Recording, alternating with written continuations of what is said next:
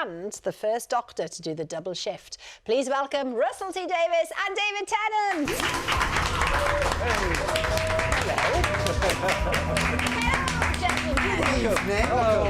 Join us. Thanks very much. Thank you. Good evening. David, I'll start with you because your last words before you were regenerated back in 2010 were, "I don't want to go."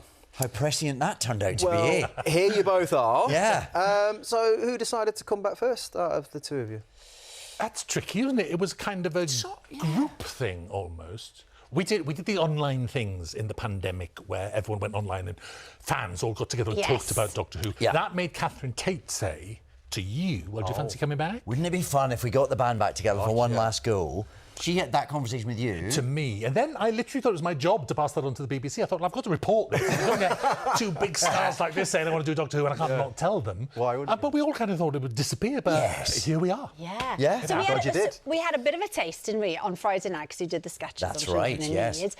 But what can you tell us about these 3 special episodes? I mean, we never really like to give much away, Alex, do we? Come on, you're amongst friends. We say the facts. 3 Saturdays. Go on, facts. 3 Saturdays in a row. Yes. Yes. Doctor Who lives on a Saturday, I think, doesn't it? Yeah, oh yeah, Lives on a definitely, Saturday night. And it's not a 3-part story. You can watch each one separately. Okay. Yes. And they're all different. One's like a big family film. One's very scary. One's insane. Yes, they're very different. Each one is really quite unique. The first one is a sort of recognised, the sort of world of Doctor Who that you'll recognise, I think.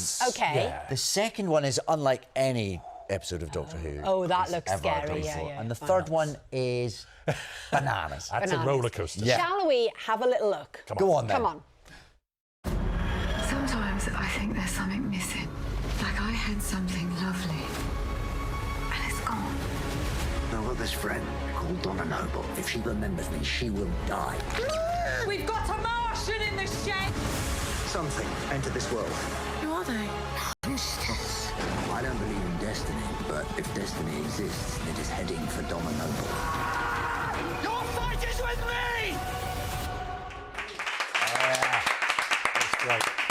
David, so explain to us how the 10th Doctor can come back as the 14th. Well, if only the Doctor understood that. But it has happened. The Doctor has regenerated and... We should come up with a reason, really, shouldn't we? An old face has come back. Why would that But be? he looks confused. Yeah, he is confused. You know? There, He's like, I've been in this skin before. Yeah. So it's that's sort of part of the story. A kind of why am I here again? Yeah. And then of course he bumps into Donna Noble again, Catherine Tate. Before I want to ask you a question about that actually, but before we do, will people notice any differences before with your last 2 Doctors? I mean, there wouldn't be any point in me coming back to then play it completely differently. I don't think. No. That'd be a little bit Big disappointment. We like peculiar, familiarity. Okay. Yes. Yeah, but it is. I mean, in terms of this is the 14th Doctor, so I have been Jodie Whittaker and Peter Capaldi and Matt Smith in between. Yeah. So I have that. I carry that experience with me. Fair enough. And on Donna, what I was going to say is, obviously she plays your sidekick, Donna Noble. Catherine Tate plays your sidekick. Sorry, Donna Noble. You wiped her memory 13 years ago. I know. So, and if she remembers anything about the Doctor, her brain will melt and she will die. We're in trouble. So that's quite a tricky place to start. Wow. Right. Yeah. Russell, your inspiration was Star Beast. This is a comic, isn't it? Yes, that's right. Many years ago, in 1979, there was a Doctor Who comic strip, which is fantastic, written by Pat Mills, drawn by Dave Gibbons, who are titans of the comics industry, about a little alien, the sweet little meep, falling to Earth, being lost, wanting to get back home, and making friends with school children. I mean, you'd think that was stolen off E.T. That was printed 2 years before E.T. Yeah. Yeah, it actually precedes it. It's a great story. So when I came back, I just thought, why not adapt a really brilliant story? Yeah. I remember reading it. I remember getting Doctor Who Weekly as a kid.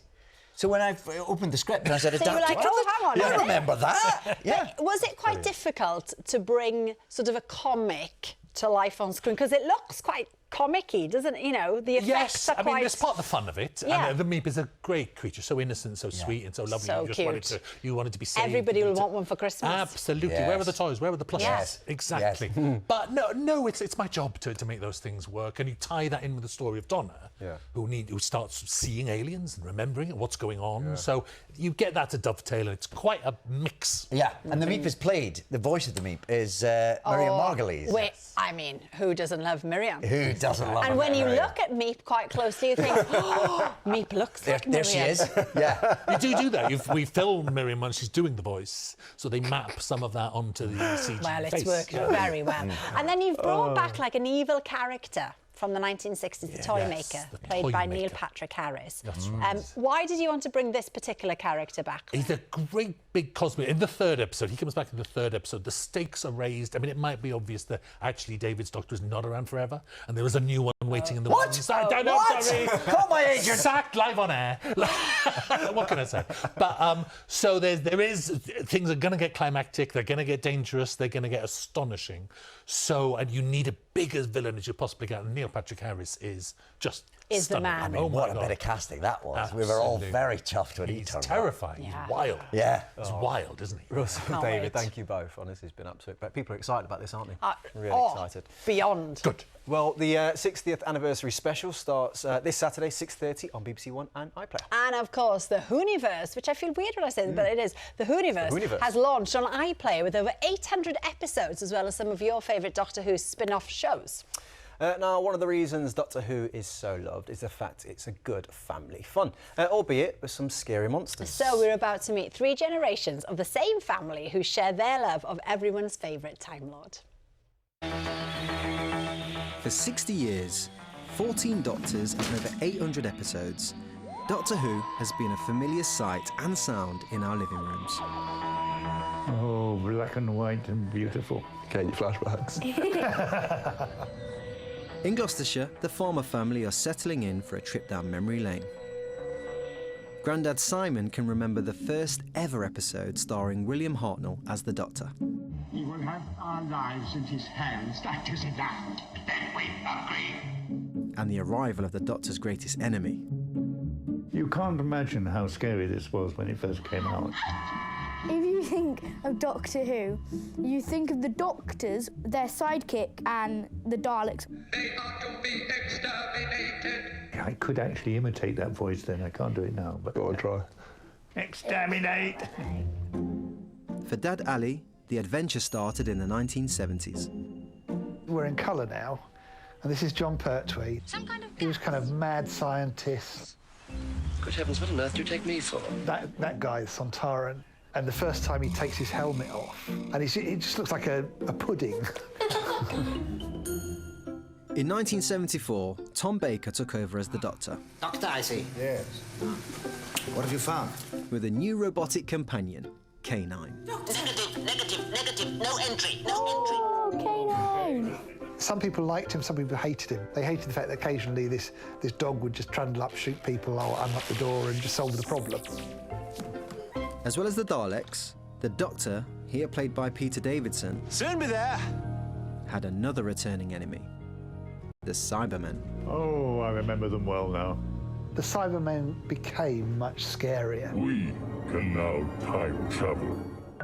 But there's one particular episode that still gives 20-year-old Sam sleepless nights. Don't even blink. Blink and you're dead. You are squirming, aren't you? The Weeping Angels are considered one of Doctor Who's most frightening monsters. Oh, no. See, this is... Oh. No! If you take your eyes off them, they can catch you.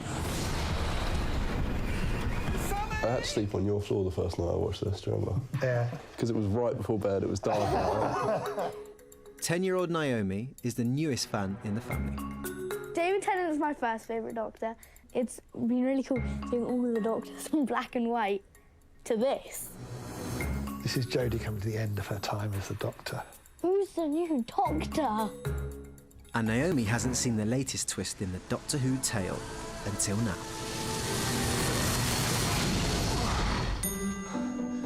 Hey!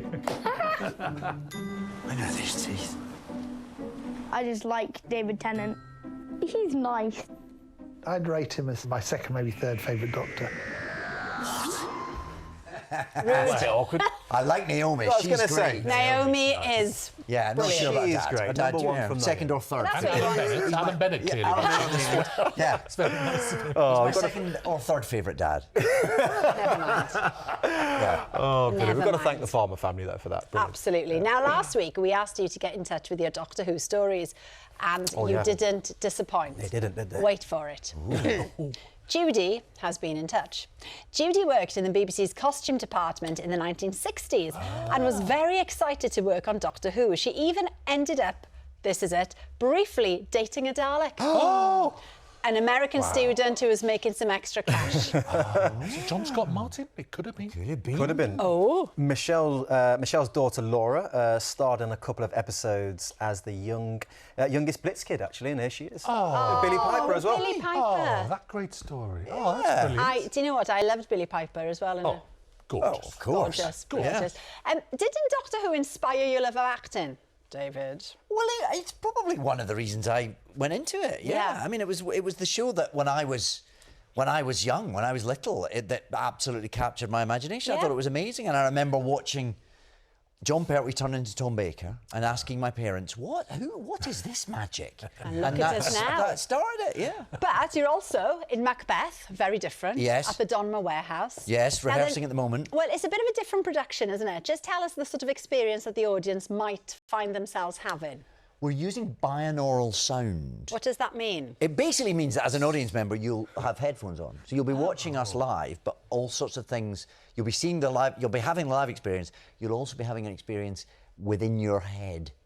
I'm so glad you asked that story.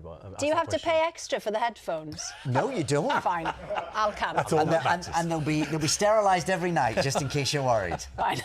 That was such a Welsh question. Good. You have to pay extra. Headphones. Are you saying what? Sorry, people, I really am. Well, now it's almost time to catch up with our brilliant Children in Need Challenge squad and find out how much money they've raised from our